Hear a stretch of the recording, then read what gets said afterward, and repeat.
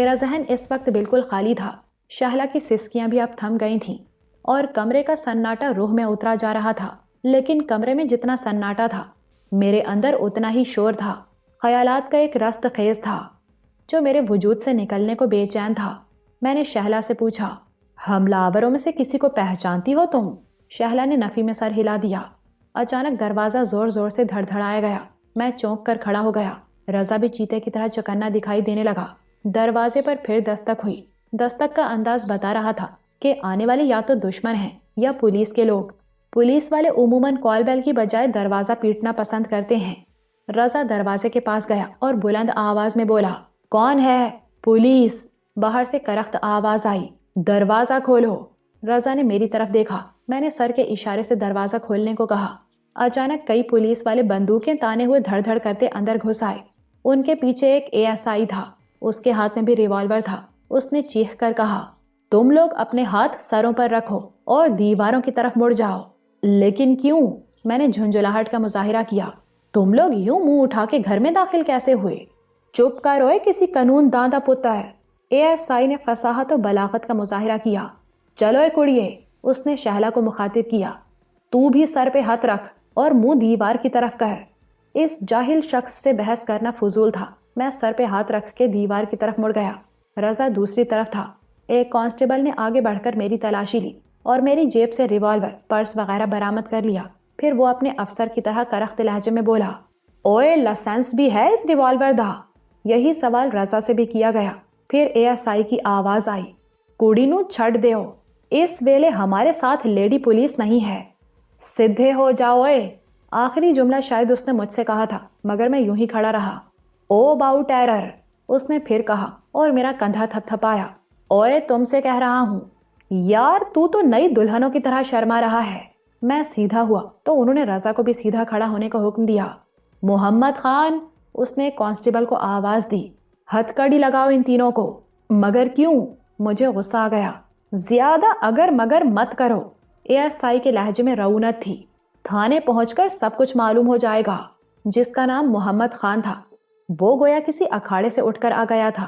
اس نے شاید صرف اتنا کیا تھا کہ لنگوٹ پہ پولیس کی وردی چڑھا لی تھی۔ ہر زاویے سے وہ مجھے کسی پہلوان کا پٹھا دکھائی دے رہا تھا۔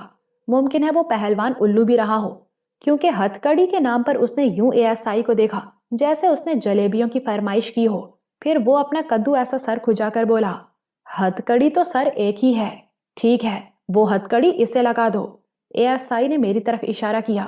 اسی وقت کمرے میں ایک اور شخص داخل ہوا۔ اس کے جسم پر انسپیکٹر کی وردی تھی۔ اس نے شہلا کو دیکھ کر حیرت سے کہا، بیٹا تم یہاں کیسے آئیں؟ اسے شہلا نے جلدی سے سلام کیا، پھر بولی، یہ میرے بھائی ہیں خرم، میں انہی کے پاس آئی تھی، تمہیں یہاں نہیں آنا چاہیے تھا۔ انسپیکٹر نے کہا، تمہیں شاید علم نہیں کہ اسی نے تمہارے والد اور والدہ کو قتل کیا ہے۔ انسپیکٹر کا اشارہ میری طرف تھا۔ یہی وہاں سے مائکرو فلمیں اور دستاویز لے کر آیا ہے۔ یہ آپ کیا کہہ رہے ہیں انکل؟ شہلا نے حیرت زدہ ہو کے کہا، بھیا ہی نے تو وہ چیزیں وہاں پہنچائی تھیں، آپ انہی پر الزام لگا رہے ہیں۔ حقیقت یہی ہے بیٹا۔ انسپیکٹر نے ٹھنڈا سانس لیا۔ جائے واردات پر خرم کو کئی افراد نے دیکھا ہے، وہ اکبر صاحب اور ان کی بیگم کے قتل کے بھی عینی شاہد ہیں۔ اس دوران میں پہلوان نما کانسٹیبل نے مجھے ہتھ کڑی لگا دی تھی۔ انسپیکٹر نے بنگلے کی تلاشی کا حکم دے دیا۔ میں جانتا تھا ابھی مجھ پہ قتل کے ساتھ ساتھ اغوا اور حبس بیجا کے الزامات بھی عائد ہونے والے ہیں۔ پھر وہی ہوا۔ کچھ ہی دیر بعد پولیس کے کانسٹیبل سعید اور اس کے تینوں ساتھیوں سمیت نمودار ہوئے اور انسپیکٹر سے بولے، سر یہ لوگ اوپر کے کمروں میں بند تھے۔ انسپیکٹر نے فاتحانہ انداز میں پہلے شہلا کو پھر مجھے دیکھا اور بولا، اب بولیے مسٹر خرم، ان افراد کی یہاں موجودگی کا کیا جواز ہے؟ ان لوگوں نے مجھ پر حملہ کیا تھا۔ میں نے جواب دیا، ان کے ساتھیوں نے میری ایک ساتھی لڑکی کو اغوا کر لیا ہے۔ ان لوگوں نے میرے ایک دوست پر بھی قاتلانہ حملہ کیا ہے، وہ اس وقت اسپتال میں ہے اور زندگی اور موت کی کشمکش میں مبتلا ہے۔ کہاں کی اڑا رہے ہو؟ انسپیکٹر طنزیہ لہجے میں بولا، میں تمہاری سب کہانیاں سنوں گا لیکن تھانے چل کر۔ پھر اس نے ASI کو حکم دیا کہ ان لوگوں کو لے کر تھانے چلو۔ جاتے جاتے وہ شہلا سے بولا، بیٹا تم فی الحال اپنے گھر جاؤ، پولیس کو تمہارے بیان کی ابھی ضرورت ہوگی۔ شہلا میرے نزدیک ہی کھڑی تھی۔ میں نے سرگوشی میں اس سے کہا، تم کلارا کے پاس جناح اسپتال چلی جانا، اسے صورتحال سے آگاہ کر دو۔ پھر میں اور رضا خاموشی سے پولیس وین کی طرف بڑھ گئے۔ حیرت مجھے اس بات کی تھی کہ پولیس کی تلاشی کے دوران میں وہ ہیرے اور سونا برآمد نہیں ہوا جو ہم ایران سے لائے تھے۔ میں فوری طور پر رضا سے پوچھ بھی نہیں سکتا تھا کیونکہ پولیس والے ہر بات سن لیتے۔ میں اپنے طور پر سوچتا رہا اور الجھتا رہا۔ وہ لوگ نہ جانے ہمیں کس تھانے میں لے جا رہے تھے کیونکہ ہمیں سفر کرتے آدھے گھنٹے سے زیادہ ہو گیا تھا۔ اگر وہ ڈیفینس کے تھانے میں لے جاتے تو اتنی دیر نہ لگتی۔ پھر مجھے خیال آیا کہ ان لوگوں نے چونکہ مجھ پر اکبر صاحب اور ان کی بیگم کے قتل کا الزام لگایا ہے، اس لیے مجھے اور رضا کو گلشن اقبال لے جایا جا رہا ہے۔ جب گاڑی روک کر ہمیں اتارا گیا تو میرا خیال صحیح ثابت ہوا۔ وہ لوگ ہمیں گلشن اقبال ہی لائے تھے۔ انہوں نے فوری طور پر مجھے اور رضا کو لاک اپ میں بند کر دیا۔ موقع پاتے ہی میں نے رضا سے پوچھا، تلاشی کے دوران میں وہ ہیرے اور سونا برآمد نہیں ہوا، اسے تم لوگوں نے کہاں رکھا ہے؟ اسے کلارا اور برڈ نے کہیں چھپایا ہے۔ یہ تو مجھے بھی علم نہیں ہے کہ کہاں چھپایا ہے، رضا نے جواب دیا۔ میں نے سکون کا سانس لیا۔ اگر شاہ کا خزانہ برآمد ہو جاتا تو حکومت پہلی فرصت میں ہمیں ایران کے حوالے کر دیتی، پھر ہمارے حصے میں سزائے موت کے سوا کچھ بھی نہ آتا۔ ایرانی حکومت تو ان بین الاقوامی دہشت گردوں کی تلاش میں تھی جنہوں نے اس کے تمام خفیہ محکموں اور ایجنسیوں کی آنکھوں میں دھول جھونک کر شاہ کا خزانہ نہ صرف لوٹ لیا تھا بلکہ اسے ایران سے نکالنے میں بھی کامیاب ہو گئے تھے۔ 2 گھنٹے کے اندر اندر ہماری کوٹری میں 5 ملزمان مزید آئے تو کوٹری میں حبس ہو گیا۔ سیلن زدہ سی وہ کوٹری تو ہم 2 افراد کے لیے ناکافی تھی۔ اس حبس اور ناگوار بو میں میرا دم گھٹ رہا تھا۔ رضا بھی بہت پریشان تھا، شاید وہ بھی پہلی دفعہ اس قسم کے حالات کا شکار ہوا تھا۔ بہرحال وقت کا کام تو گزرنا ہے، سو گزرتا رہا۔ وہاں موجود کئی ملزمان نے مجھ سے اور رضا سے بے تکلف ہونے کی کوشش کی مگر ہمارے سرد رویے کی وجہ سے انہیں مایوسی ہوئی۔ رات کے شاید 11 بجے تھے جب ایک کانسٹیبل نے آ کے خبر سنائی کہ خرم کو طلب کیا گیا ہے۔ پھر اس نے مجھے ہتھ کڑی لگائی اور لاک اپ سے باہر نکال کر ایک کمرے کی طرف لے چلا۔ اس کمرے میں فرنیچر کے نام پر صرف ایک کرسی تھی، یا کونے میں ایک پلنگ کھڑا ہوا تھا۔ اس واحد کرسی پر وہی ASI براجمان تھا جو مجھے گرفتار کر کے لایا تھا۔ مجھے دیکھ کر وہ طنزیہ لہجے میں بولا، آئیے شہزادہ خرم صاحب، کہیے حوالات میں کوئی تکلیف تو نہیں ہوئی آپ کو؟ میری تکلیف کی بات چھوڑو، میں نے سرد لہجے میں کہا۔ میرا ساتھی غیر ملکی ہے، اسے جانے دو ورنہ اس کا سفارت خانہ ایک قیامت کھڑی کر دے گا۔ میں نے رضا کے غیر ملکی ہونے کا فائدہ اٹھانا چاہا۔ ASI چونک کر مجھے دیکھنے لگا، پھر بولا، یہ بات تم نے اس سے پہلے ہمیں کیوں نہیں بتائی؟ تم لوگوں نے اس کا موقع ہی کب دیا تھا؟ میں نے جواب دیا۔ میں اس کی گھبراہٹ سے محظوظ ہو رہا تھا۔ یہ سنتے ہی کہ میرے ساتھی کا تعلق کسی دوسرے ملک سے ہے، اس کے چہرے کا رنگ اڑ گیا تھا۔ اس نے فوراً ہی گھبراہٹ پر قابو پا لیا اور بولا، کس ملک سے تعلق ہے اس کا؟ یہ تم اسی سے پوچھو تو بہتر ہے، میں نے جواب دیا، مگر یہ جواب مجھے مہنگا پڑا۔ اس نے اٹھ کر اچانک میرے منہ پر اتنی زور سے تھپڑ مارا کہ میرا سر چکرانے لگا۔ پھر اس نے چیخ کر کسی سے کہا، اس کے ساتھ جو دوسرا آدمی گرفتار ہوا ہے اسے بھی لے آؤ۔ تھوڑی دیر بعد وہ لوگ رضا کو بھی وہاں لے آئے۔ ASI نے رضا سے پوچھا، تم نے مجھے پہلے کیوں نہیں بتایا کہ تم غیر ملکی ہو؟ کس ملک سے تعلق ہے تمہارا؟ اس سے پہلے کہ رضا کوئی جواب دیتا میں نے کہا، اس بیچارے کو اردو کب آتی ہے؟ یہ تمہارے سوالوں کا جواب کیسے دے سکتا ہے؟ یہ کہتے ہوئے میں نے ASI کی نظر بچا کر رضا کو آنکھ ماری۔ ASI جھنجھلا گیا، پھر اپنی محدود انگریزی میں اٹک اٹک کر بولا، یو فرام وچ کنٹری؟ اس کی بے بسی اور ٹوٹی پھوٹی انگریزی پر مجھے ہنسی آ گئی۔ رضا نے سنجیدگی سے جواب دیا، آئی ایم فرام ایران۔ میں جانتا تھا کہ ASI 1000 کوشش کے باوجود رضا سے سوال جواب نہیں کر سکے گا۔ اس کے غیر ملکی ہونے کی وجہ سے یوں بھی وہ مروب ہو گیا تھا۔ اس نے بے بسی سے ہاتھ ملے، پھر محمد خان سے کہا، اس بندے کو آفس میں بٹھاؤ، اس سے صاحب خود تفتیش کرے گا۔ پھر وہ رضا کے جانے کے بعد مجھ سے مخاطب ہوا، ہاں اوئے، اب تم بتاؤ کہ تم نے اکبر صاحب کو قتل کیوں کیا؟ میں نے انہیں قتل نہیں کیا، میں نے اعتماد سے جواب دیا۔ کوئی بات نہیں، اس نے ہاتھ لہرا کر کہا، ابھی بتاؤ گے، فکر مت کرو، تم جو کچھ پوچھو گے اگر مجھے معلوم ہوا تو ضرور بتاؤں گا، میں نے جواب دیا۔ محمد خان، اس نے میری بات نظر انداز کر کے آواز لگائی۔ دوسرے ہی لمحے محمد خان دروازے پر نمودار ہوا۔ اس وقت وہ واقعی پہلوان لگ رہا تھا۔ اس کے جسم پر سینڈو کٹ بنیان اور دھوتی تھی۔ اس کا پیٹ خاصا بڑا لگ رہا تھا، جیسے اس نے بنیان کے نیچے کوئی فٹ بال چھپا رکھی ہو۔ اسے میں تمہارے حوالے کر رہا ہوں، ASI محمد خان سے بولا۔ 1 گھنٹے بعد مجھے رپورٹ چاہیے۔ 1 گھنٹہ تو بہت ہے سر جی، محمد خان نے ہنس کر کہا۔ میں 15-20 منٹ میں آپ کو رپورٹ کرتا ہوں۔ ASI کمرے سے باہر چلا گیا تو محمد خان نے یوں مجھے دیکھا जैसे प्राइमरी स्कूल का कोई सख्त गिर टीचर किसी शरारती बच्चे को देखता है। फिर वो कौवे ऐसी करख्त आवाज में बोला, मेरा उसूल है जनाबे आली कि एक दफा शराफत से पूछता हूं, इसे आप आखिरी मौका भी कह सकते हैं। लोग ऐਵੇਂ रोला पाते हैं कि पुलिस तशद्दुद करती है। भाई सीधी बात है, तशद्दुद का मौका तो आप ही लोग देते हैं ना। अगर सीधे तरीके से बता दें तो हमें क्या जरूरत है मारने पीटने की। वो बोलते बोलते रुका और मेरी तरफ यूं देखने लगा जैसे अपनी इस गुफ्तगू की दाद चाहता हो। अब बताओ, तुमने अकबर साहब को कत्ल क्यों किया? मैं बता चुका हूं कि मैंने उन्हें कत्ल नहीं किया, मैंने जवाब दिया। मोहम्मद खान ने मायूसी से सर हिलाया जैसे उसे मेरे जवाब से सदमा पहुंचा हो। फिर उसने अचानक मेरे मुंह पर इतनी जोर से थप्पड़ मारा कि मैं लड़खड़ा कर दीवार से जा लगा। मुझे ऐसा लगा जैसे किसी ने वजनी गुर्ज मेरे मुंह पर खींच मारा हो। उसके एक ही थप्पड़ से मेरे होंठ फट गए थे और जुबान खून का जायका महसूस कर रही थी। मेरी जगह कोई और होता तो इतने भरपूर थप्पड़ के बाद बेहोश हो जाता, मगर वांगियों की तरबियत ने मुझे सख्त जान बना दिया था, इसलिए मैं अपने पैरों पे खड़ा था। यूं भी उसका वो थप्पड़ गैर मुतवक्के नहीं था। इंसान जहनी तौर पर किसी बात के लिए तैयार हो तो इतना मुतासिर नहीं होता। फिर उसने मेरा गिरेबान पकड़ा और मुझे कमरे के वस्त में घसीट लिया। मेरे सर पे एक रस्सी झूल रही थी। उसने रस्सी का सिरा पकड़ के घसीट लिया। छत के एक हुक में एक चरखी लगी थी, वो रस्सी उसी चरखी से गुजर के आई थी। फिर उसने उस रस्सी के सिरे से मेरे दोनों पांव बांधे और दूसरी तरफ जाकर अचानक रस्सी का दूसरा सिरा खींच लिया। मेरे जिस्म को जबरदस्त झटका लगा और मैं औंधे मुंह जमीन पर आ रहा। फिर देखते ही देखते मेरी टांगें बुलंद हुई और मैं चमगादड़ की तरह उल्टा झूलने लगा। रस्सी का दूसरा सिरा एक दीवार गिर हुक में अटकाकर मोहम्मद खान फिर कमरे के वस्त में आ गया। अब बोलो, क्या कहते हो? उसने कौवे ऐसी आवाज में पूछा।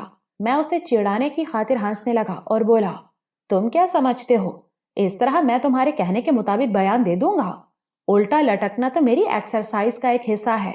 उसने भन्ना कर हाथ चलाया, मगर अब मैं चौकन्ना था। मैं उसी तेजी से पीछे की तरफ झूल गया। उसने दोबारा मेरे चेहरे पर थप्पड़ मारना चाहा, मगर इस दफा भी उसकी हसरत दिल में रह गई। फिर तो गोया उस पर जुनून सवार हो गया। वो पैंतरे बदल बदल कर मुझ पर वार करने की कोशिश कर रहा था, मगर उसे कामयाबी नहीं हो रही थी। जरा सी देर में वो हाँफने लगा। उसे मजीद जिज करने की खातिर मैंने उल्टे लटके अपने जिस्म को तोला और ऊपर की तरफ उठता चला गया। फिर मैंने जिस्म को कमानी की तरह मोड़ के रस्सी को पैरों के पास से थाम लिया। अब मैं मोहम्मद खान की पहुंच से दूर था। वो भन्ना कर रस्सी के दूसरे सिरे की तरफ लपका ताकि उसे खोलकर मुझे गिरा दे, मगर मैं जानता था कि उसका अगला कदम यही होगा, इसलिए मैंने जिस्म को थोड़ा सा ऊपर उठाकर छत का हुक पकड़ लिया। मोहम्मद खान ने अचानक रस्सी का दूसरा सिरा ढीला कर दिया। मेरे पैर रस्सी में बंधे हुए थे, इसलिए वो तेजी से नीचे चले गए, मगर मैं चूंकि हुक में लटका हुआ था इसलिए नीचे नहीं गिरा। अब मेरे पांव जमीन की तरफ चले गए थे और मैं छत का हुक पकड़े हुए सीधा लटका हुआ था। फिर मैंने अपने जिस्म को तोला और फर्श पे कूद गया। मोहम्मद खान हैरत से मुझे देख रहा था। फिर वो दांत पीस कर बोला, ओए किसे बांदर की औलाद, तू इससे पहले सर्कस में काम तो नहीं करता था? हाँ, ये सवाल कुछ मुनासिब है, मैंने कहा। हाँ, मैं पहले सर्कस में काम करता था। तुम कहो तो मजीद कुछ करतब दिखाऊं?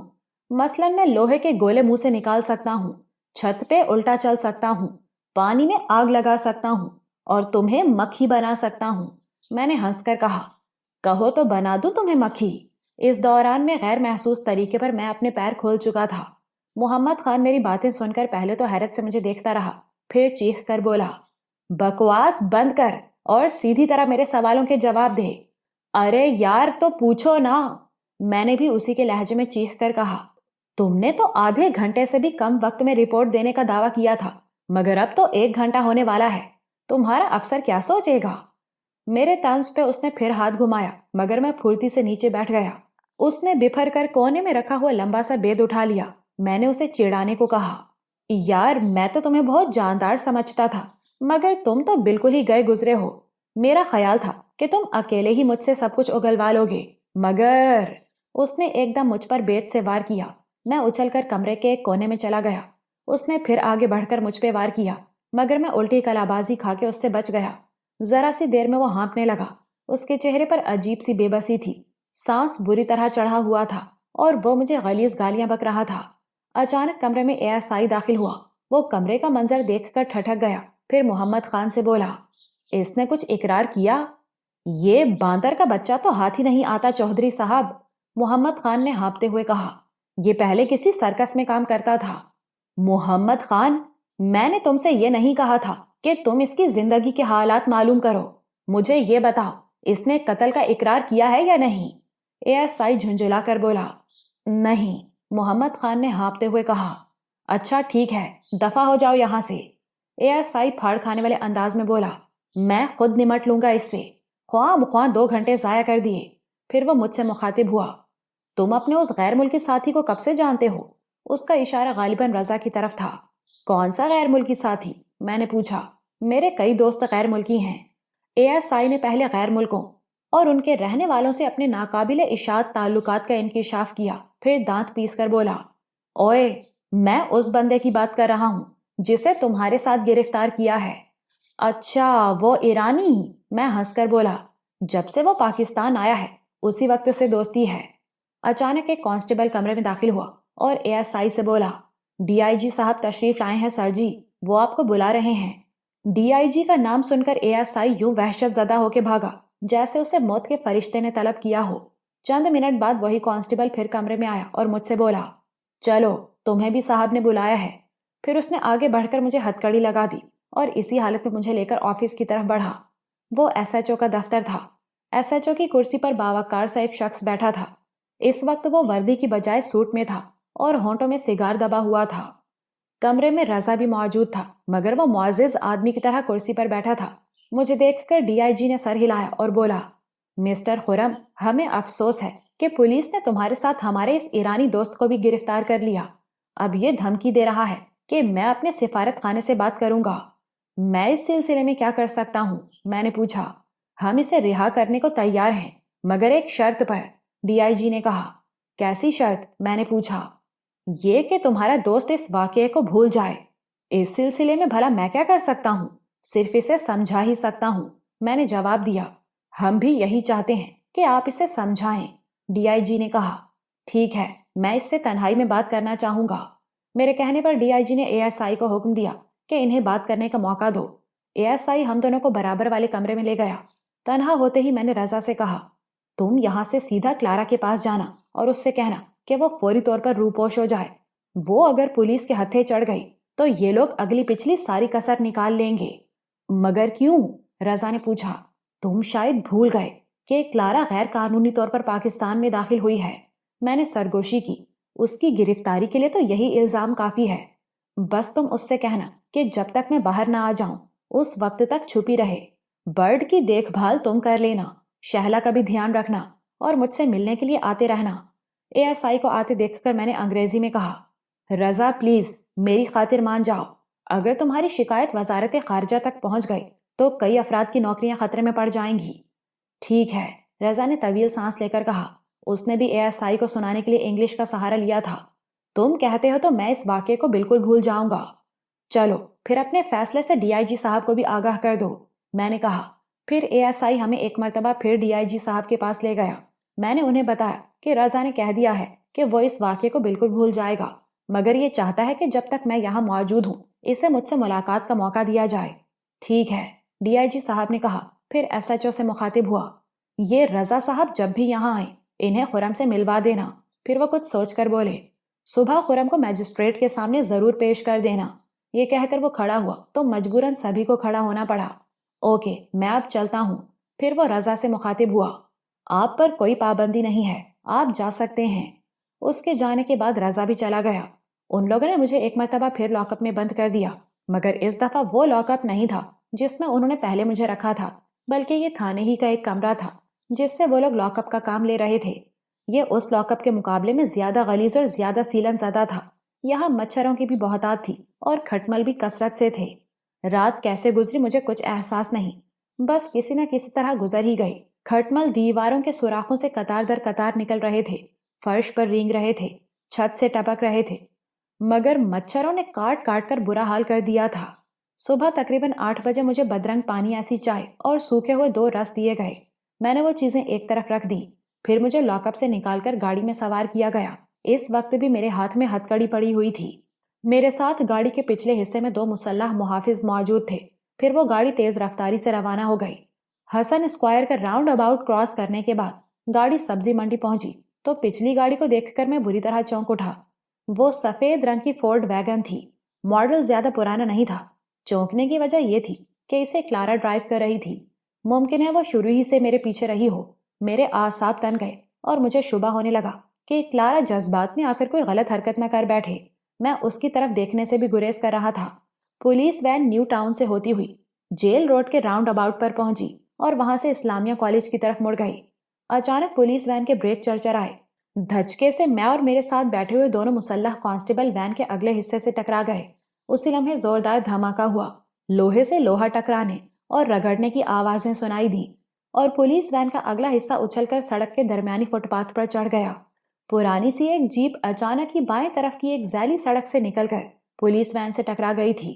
کلارا نے بھی فورڈ کو ہنگامی بریک لگائے اور فورڈ پولیس وین سے رگڑ کھاتی ہوئی رک گئی۔ فوراً ہی فورڈ کے پچھلے دروازے کھلے اور دو آدمی برق رفتاری سے اتر کے پولیس وین کے پچھلے حصے میں گھس آئے۔ وہ دونوں ریوالوروں سے مسلح تھے۔ حواس باختہ کانسٹیبل ابھی حادثے کے اثرات سے سنبھلنے بھی نہ پائے تھے کہ آنے والوں نے برق رفتاری کا مظاہرہ کرتے ہوئے ان دونوں کے سروں پر ریوالور کے دستے مار دیے۔ وہ دونوں جہاں بیٹھے تھے وہیں ڈھیر ہو گئے۔ گاڑی کے گرد ہجوم ہو گیا تھا۔ شاید وین کا ڈرائیور زخمی ہو گیا تھا۔ ممکن ہے اس کے ساتھ بیٹھا ہوا ASI بھی زخمی ہو گیا ہو، اس لیے لوگوں کی تمام تر توجہ وین کے اگلے حصے کی طرف تھی۔ آنے والوں نے دونوں کانسٹیبلوں کو اس انداز میں سیٹوں پر بٹھا دیا گویا بیٹھے بیٹھے انہیں اونگ آ گئی ہو۔ پھر انہوں نے میری ہتھ کڑی کی زنجیر ایک کانسٹیبل کی بیلٹ سے نکالی اور بجلی کسی تیزی سے مجھے ساتھ لے کر نیچے اتر گئے۔ میری ہتھ کڑی چھپانے کو ان میں سے ایک نے میرے دائیں ہاتھ اور شانے پر اجرک ڈال دی تھی۔ وہ دونوں مجھے لے کر پھرتی سے وین کی طرف بڑھے اور دوسرے ہی لمحے کلارا نے وین آگے بڑھا دی۔ سڑک پہ اب خاصا ہجوم ہو گیا تھا، اس لیے کلارا کو گاڑی وہاں سے نکالنے میں دقت پیش آ رہی تھی۔ میں نے یوں ہی سرسری انداز میں وین کے اگلے حصے کی طرف دیکھا۔ جیپ کی ٹکر لگنے سے پولیس وین کا ڈرائیور واقعی شدید زخمی ہو گیا تھا۔ ASI بھی زخمی تھا، مگر اطمینان کی بات یہ تھی کہ اس کھٹارا جیپ میں کوئی موجود نہیں تھا۔ ممکن ہے جیپ کا ڈرائیور فرار ہو گیا ہو یا ممکن ہے وہیں مجمع میں کھڑا ہو کے دوسروں کے ساتھ خود کو گالیاں دے رہا ہو۔ اگر یہ منصوبہ کلارا نے بنایا تھا تو واقعی بہت ذہانت کا ثبوت دیا تھا۔ بالآخر فورڈ کو راستہ مل ہی گیا اور وہاں سے نکلتے ہی کلارا نے پوری رفتار سے فورڈ کو بھگانا شروع کر دیا۔ میں نے اس دوران میں اس سے کچھ نہیں کہا۔ وہ بھی مضبوطی سے دانت پر دانت جمائے ڈرائیونگ کرتی رہی۔ اس نے آگے سے گاڑی شاہراہ قائدین کی طرف موڑ دی۔ پھر اس روڈ پر تھوڑی دیر چلنے کے بعد کلارا نے گاڑی سڑک کے کنارے روک دی۔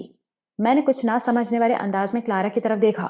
اس نے کوئی بات کیے بغیر پرس اٹھایا اور اس میں سے کچھ بڑے نوٹ نکال لیے اور اپنے دونوں ساتھیوں کی طرف بڑھاتے ہوئے بولی، حسب وعدہ کام کرنے کی فیس۔ ان میں سے ایک نے کلارا سے نوٹ لے لیے۔ پھر وہ دونوں کلارا کو سلام کر کے گاڑی سے اتر گئے۔ ان کے اترتے ہی کلارا نے گاڑی آگے بڑھا دی۔ یہ تم نے کیا حماقت کی؟ میں نے کلارا سے پوچھا۔ کیسی حماقت؟ وہ ونڈ اسکرین پر نظریں جمائے ہوئے بولی، یہی جو ابھی آپ نے فرمائی ہے۔ میں نے ہنس کر کہا، پولیس وین کو روکنے کا وہ طریقہ بھی بہت بھونڈا اور خطرناک تھا۔ فرض کرو اگر تصادم شدید ہوتا تو…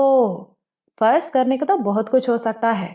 کلارا نے میری طرف دیکھے بغیر جواب دیا، مگر میں نے ان لوگوں سے کہا تھا کہ جیپ کو وین سے بس ذرا ٹچ کر دینا، اتنا کہ پولیس وین میں ڈینٹ پڑ جائے۔ اس کا نتیجہ یہ نکلتا کہ پولیس وین میں سوار آفیسر بکتا جھکتا نیچے اترتا۔ اسی وقت مجھے اور میرے ساتھیوں کو موقع مل جاتا۔ ویسے تمہارے یہ ساتھی کہاں سے پیدا ہو گئے؟ میرا خیال ہے کہ تم پہلی دفعہ پاکستان آئی ہو۔ میں نے ہنس کر کہا، جیب میں نوٹ ہوں تو دنیا کے ہر خطے میں ایسے ساتھی مل جاتے ہیں۔ یہ سب کرائے کے لوگ تھے، کلارا نے فلسفیانہ انداز میں کہا۔ جب رضا نے مجھے بتایا کہ کل صبح تمہیں میجسٹریٹ کے سامنے پیش کیا جائے گا تو میں نے بہت عجلت میں یہ منصوبہ بنایا تھا۔ کلارا مجھے دیکھ کر مسکرائی۔ تمہیں تجسس ہوگا کہ اتنی جلدی کرائے کے ان لوگوں کا بندوبست کیسے ہوا؟ یہ میں تمہیں فرصت سے بتاؤں گی۔ اس بات کو چھوڑو، تم یہ بتاؤ کہ برٹ کا کیا حال ہے؟ ہاں، جیسے کلارا کو کچھ یاد آ گیا، برٹ کی حالت اب خطرے سے باہر ہے۔ پھر اس نے اچانک فورڈ کی رفتار انتہائی تیز کر دی۔ میں نے ہنس کر کہا، برٹ کی حالت تو خطرے سے باہر ہے، مگر میری حالت اس وقت ضرور خطرے میں ہے۔ تم اگر اسی طرح خوفناک انداز میں ڈرائیونگ کرتی رہیں تو… تم شاید بھول گئے کہ اب تم پولیس کی حراست سے بھاگے ہوئے مفرور ملزم ہو اور مجھے شبہ ہے کہ ایک گاڑی ہمارے پیچھے لگی ہوئی ہے۔ اس کی بات پر میں چونک اٹھا اور مڑ کر پیچھے دیکھنا چاہتا تھا کہ کلارا نے مجھے ٹوک دیا، پیچھے مڑ کر مت دیکھنا ورنہ انہیں علم ہو جائے گا کہ ہم اس تعاقب سے واقف ہو چکے ہیں۔ کیا وہ کوئی پولیس کی گاڑی ہے؟ میں نے غیر محسوس طریقے پر اپنا رخ بدلا۔ گاڑی تو پولیس کی نہیں ہے، مگر اس میں پولیس کے لوگ بھی ہو سکتے ہیں۔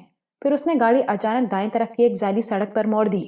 مگر وہ بھی کیا یاد کریں گے کہ کس سے پالا پڑا تھا۔ وہ بولتے بولتے رکی، پھر کچھ سوچ کر بولی، مسئلہ یہ ہے کہ تمہیں ہتھکڑی لگی ہوئی ہے۔ اگر ہم اس گاڑی سے فوری طور پر چھٹکارا بھی پالیں تو تم خواہ مخواہ لوگوں کی نظروں میں آ جاؤ گے۔ اس نے پھر ایک موڑ موڑتے ہوئے کہا۔ میرا ہتھکڑی والا ہاتھ چادر میں چھپا ہوا ہے، میں نے جواب دیا۔ تم موقع دیکھ کر کہیں روک لو، ہم ٹیکسی میں روانہ ہو جائیں گے۔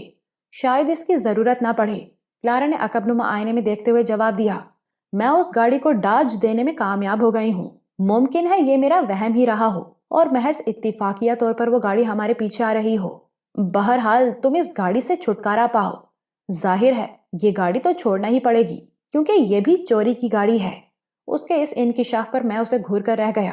مجھے ایک دم غصہ آ گیا تھا کہ ایک تو اس نے مجھے پولیس کی حراست سے چھڑایا تھا، پھر چوری کی گاڑی میں لیے گھوم رہی تھی۔ اگر اس کی خوفناک ڈرائیونگ کو دیکھ کر ٹریفک کا کوئی سارجنٹ ہمارے پیچھے لگ جاتا تو ساری محنت پر پانی پھر جاتا۔ میں نے سخت لہجے میں کہا، تمہارا بھی جواب نہیں ہے، اتنی دیر سے چوری کی گاڑی میں لیے پھر رہی ہو۔ اگر ابھی تمہارا چالان ہو جائے تو؟ کون کرے گا چالان؟ وہ بے نیازی سے بولی۔ ٹریفک کا کوئی سارجنٹ مجھ سے زیادہ تیز نہیں چل سکتا، وہ مجھ تک پہنچے گا تو چالان کرے گا نا۔ اچھا اب گاڑی روکو اور کوئی ٹیکسی پکڑو، میں نے بھنا کر کہا۔ ارے تو ناراض کیوں ہوتے ہو؟ وہ منہ بنا کر بولی۔ میری نیکی کا خوب صلہ دے رہے ہو۔ میں نے اس کی بات کا کوئی جواب نہ دیا۔ اس وقت ہم سولجر بازار کے علاقے میں تھے۔ ایک جگہ موقع دیکھ کر کلارا نے فورڈ پارک کر دی۔ میں نے اس سے کہا کہ تم کوئی ٹیکسی پکڑ لو، میں بعد میں نیچے اتروں گا۔ یہ بھی اتفاق ہی تھا کہ گاڑی سے اترتے ہی کلارا کو ایک خالی ٹیکسی نظر آ گئی۔ اس نے آواز دے کر اس کو روک لیا، پھر ٹیکسی میں بیٹھ کر وہیں سے اس نے مجھے اترنے کا اشارہ کیا۔ میں نے ہتھکڑی والے ہاتھ کو بہت احتیاط سے چادر میں لپیٹا، یوں جیسے وہ ہاتھ بری طرح زخمی ہو۔ پھر میں محتاط انداز میں فورڈ سے اتر آیا۔ کلارا کی ہدایت پر ٹیکسی مختلف راستوں سے گزر کے ایئرپورٹ پہنچ گئی۔ میں نے ایک مرتبہ پھر اپنا ہتھکڑی والا ہاتھ احتیاط سے چادر میں لپیٹا اور نیچے اتر آیا۔ ٹیکسی والے کو کرایہ دے کر کلارا بے نیازی سے فلائٹ انکوائری کی طرف بڑھ گئی۔ میری سمجھ میں نہیں آ رہا تھا کہ وہ کرنا کیا چاہ رہی ہے۔ میرے فرار کے بعد پولیس نے ایئرپورٹ، ریلوے اسٹیشنوں اور کراچی سے باہر جانے والے تمام راستوں کی ناکہ بندی کر دی ہوگی، اور وہ احمق لڑکی خود ہی ان کے پھیلائے ہوئے جال میں پھنسنے چلی آئی تھی۔ میں ٹیکسی میں اس سے کھل کے بات بھی نہیں کر سکتا تھا۔ اب وہ عجیب و غریب قسم کی مصروفیات میں مصروف تھی۔ مجھے رہ رہ کر غصہ آ رہا تھا۔ جب اسے اس قسم کے حالات کا کوئی تجربہ نہیں تھا تو وہ کیوں عقلِ کل بنی ہوئی تھی؟ انکوائری سے کچھ معلومات حاصل کر کے وہ پھر میری طرف آئی۔ میں اس سے کچھ فاصلے پر کھڑا تھا۔ تم آخر کرنا کیا چاہ رہی ہو؟ میں نے بھرنا کر کہا۔ میں تمہیں لے کر کراچی سے باہر نکلنا چاہتی ہوں، اس نے بھول پن سے جواب دیا۔ احمق ہو تم، میرا پارا چڑھ گیا۔ اس وقت پولیس ایک ایک مسافر کو چیک کر رہی ہوگی، تم پہلے مجھ سے مشورہ تو کر لیتی۔ اس بات پر تو میں نے غور ہی نہیں کیا، کلارا منہ پھلا کر بولی۔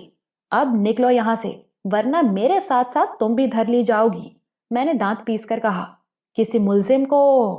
میرا جملہ ادھورا رہ گیا کیونکہ اسی وقت پولیس کی 2 گاڑیاں آگے پیچھے آ کر رکی تھیں۔ خرم، کلارا نے ہیجانی انداز میں میرے شانہ دبایا۔ پولیس!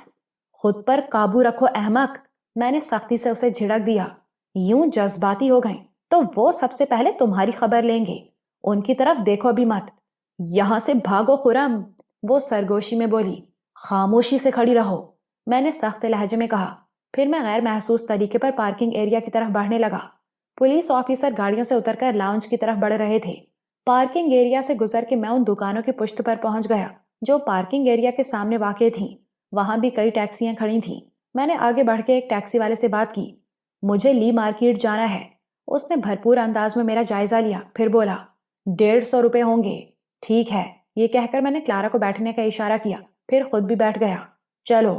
ڈرائیور نے کلارا کو گھورا، پھر مشکوک انداز میں مجھے دیکھا اور انجن سٹارٹ کر دیا۔ ہم لوگ بعافیت لی مارکیٹ پہنچ گئے۔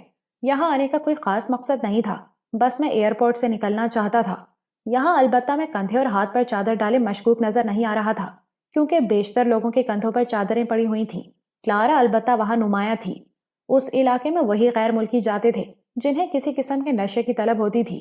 میں جلد از جلد ہتھکڑی سے نجات حاصل کرنا چاہتا تھا۔ پہلے تو میں نے سوچا کہ کسی خرادیے سے ہتھکڑی کٹوا دوں، مگر اس میں خطرہ تھا۔ ممکن ہے وہ ہتھکڑی کاٹنے سے پہلے پولیس کو اطلاع دے دیتا۔ ممکن ہے پولیس کا کوئی اہلکار اپنے طور پر مجھے ہتھکڑی کٹواتے ہوئے دیکھ لیتا۔ میں نے بہتر یہی سمجھا کہ ہتھکڑی کاٹنے کا سامان لے کر خود ہی اسے کاٹنے کی جگہ تلاش کروں۔ میں نے کلارا سے کچھ پیسے لیے اور اسے ایک جگہ کھڑا کر کے ہارڈ ویئر کی دکان سے چھینی، ہتھوڑی اور لوہا کاٹنے کا بلیڈ اور ریتی لے کر آ گیا۔ اب مجھے ایسی جگہ کی تلاش تھی جہاں بیٹھ کر میں ہتھکڑی کاٹ سکوں۔ میں کھڑا ہوئے یہی سوچ رہا تھا کہ ایسی جگہ مجھے کہاں مل سکتی ہے۔ کلارا خاموشی سے میرے ساتھ کھڑی تھی۔ اچانک شلوار قمیص میں ملبوس کالا سا ایک شخص ہمارے نزدیک آ کھڑا ہوا۔ میں نے چونک کر اسے دیکھا۔ کلارا بھی حیرت سے اسے دیکھ رہی تھی۔ اس شخص نے سرگوشی میں کہا، حشیش وانٹ۔ اس نے ٹوٹے پھوٹے الفاظ میں اپنا مفہوم ادا کر دیا تھا۔ وہ کلارا کو نشے کی عادی سمجھ رہا تھا۔ اس سے پہلے کہ کلارا جواب دیتی، میں نے کہا، ہاں چاہیے، مگر مال A1 ہونا چاہیے۔ ارے تم لوگ کون ہے؟ اس نے اپنے مخصوص انداز میں پوچھا۔ ہم لوگ کا فکر نہیں کرو، میں بھی اسی کے انداز میں بولا۔ مال کا بات کرو، مال کا۔ مال تو یہ بھی اچھا ہے ڈے، اس نے کلارا کو گھورتے ہوئے کہا۔ اڑے او، میں نے اسے ٹوکا، یہ مال کو چھوڑو، آؤ ہمارے ساتھ۔ وہ ایک دم مڑ گیا۔ میں اور کلارا بھی اس کے پیچھے چل دیے۔ ہارڈ ویئر سے خریدے ہوئے سامان کا تھیلا کلارا کے ہاتھ میں تھا۔ میں نے اس سے وہ سامان لینے کی کوشش کی تو لمحے بھر کے لیے میرے دائیں ہاتھ سے چادر ہٹ گئی۔ اس وقت وہ شخص مڑ کر پیچھے دیکھ رہا تھا۔ ہتھکڑی کی جھلک دیکھتے ہی وہ چونک اٹھا، پھر مسکرا کر بولا، اڑے تم تو بہت فنکار ہے ڈے، ڈرو نہیں، ہم بھی اچھا آدمی نہیں ہے، اسی لائن کا آدمی ہے۔ میں نے اس کی بات کا کوئی جواب نہیں دیا۔ میرا دل چاہ رہا تھا کہ مڑ کے بھاگ جاؤں، مگر اس گنجان آبادی میں بھلا کتنی دور بھاگ سکتا تھا؟ پھر کلارا کا مسئلہ بھی تھا، وہ میرے ساتھ کیسے بھاگتی؟ اور بھاگتی تو تماشا بنتا۔ میں تن بتقدیر ہو کے اسی کے پیچھے چلتا رہا۔ وہ شخص اب ٹیڑھی میڑھی گلیوں میں گھس گیا تھا۔ میں اور کلارا خاموشی سے اس کے پیچھے چل رہے تھے۔ کلارا تو سہم کر رہ گئی تھی۔ ہمارا رہنما ہنس کر بولا، اڑے تم لوگ کا تو بولتی بند ہو گیا، ڈرو نہیں بابا، میر محمد یاروں کا یار ہے، اگر ڈرتا تو یوں تمہارے ساتھ چلتا نہ رہتا۔ میں نے جواب دیا۔ میں گھبراہٹ میں یہ بھی بھول گیا کہ اس سے قبل میں اس سے اسی کے لہجے میں گفتگو کر رہا تھا۔ چلتے چلتے میر محمد ایک مقفل دروازے کے سامنے رک گیا۔ پھر اس نے جیب سے چابی نکال کے تالا کھولا، پھر مجھے اور کلارا کو اندر چلنے کا اشارہ کیا۔ میں نے اب اپنے آپ کو حالات کے رحم و کرم پر چھوڑ دیا تھا کہ جو ہوگا دیکھا جائے گا۔ یہ سوچ کر میں کلارا کے ساتھ اس تنگ و تاریک کمرے میں داخل ہو گیا۔ ہمارے پیچھے میر محمد بھی اندر داخل ہوا اور اس نے ہاتھ بڑھا کر بلب کا سوئچ آن کر دیا۔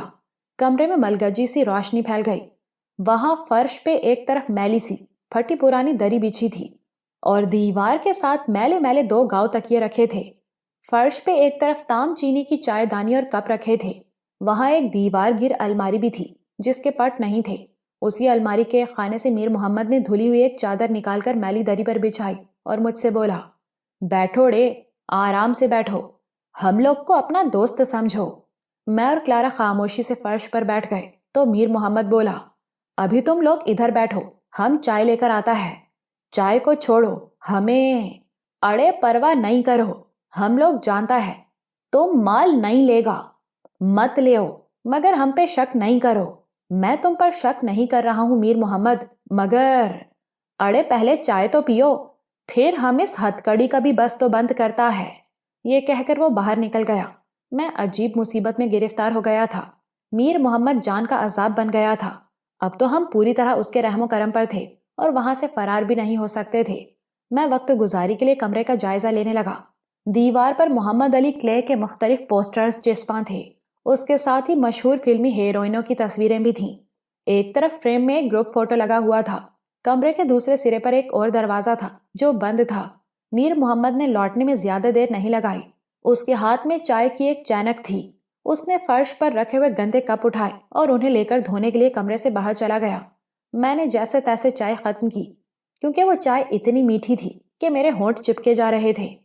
کلارا بھی چائے پیتے ہوئے برے برے منہ بنا رہی تھی۔ ہم لوگ چائے پی چکے تو میر محمد نے کہا کہ میں ہتھکڑی کاٹنے کا سامان لے کر آتا ہوں۔ جب میں نے اسے یہ بتایا کہ سامان میں لے آیا ہوں تو وہ اسی وقت میری ہتھکڑی کاٹنے بیٹھ گیا۔ وہ کام اتنا آسان نہیں تھا جتنا میں سمجھ رہا تھا۔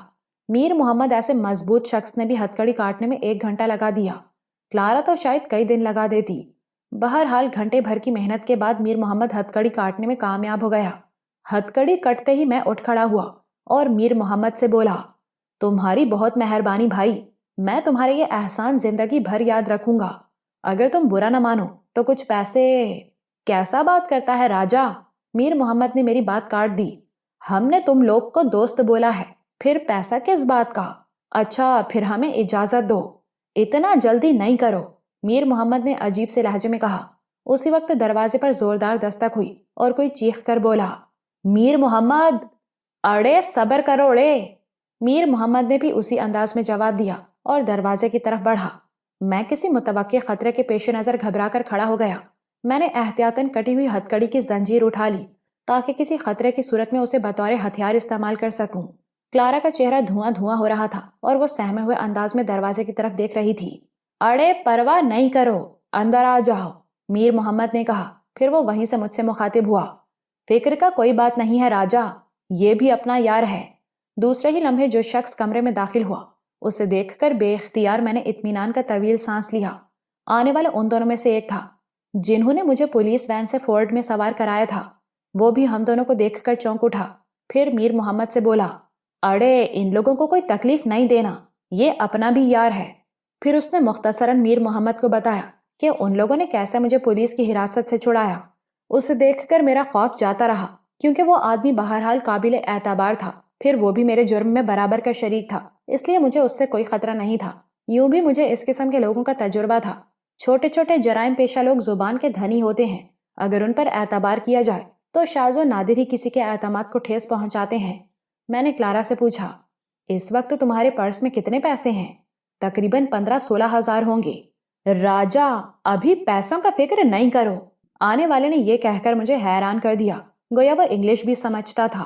میم صاحب نے پہلے ہی ہم لوگ کو بہت پیسہ دیا ہے، ابھی تو راجا تم ہمارا مہمان ہے.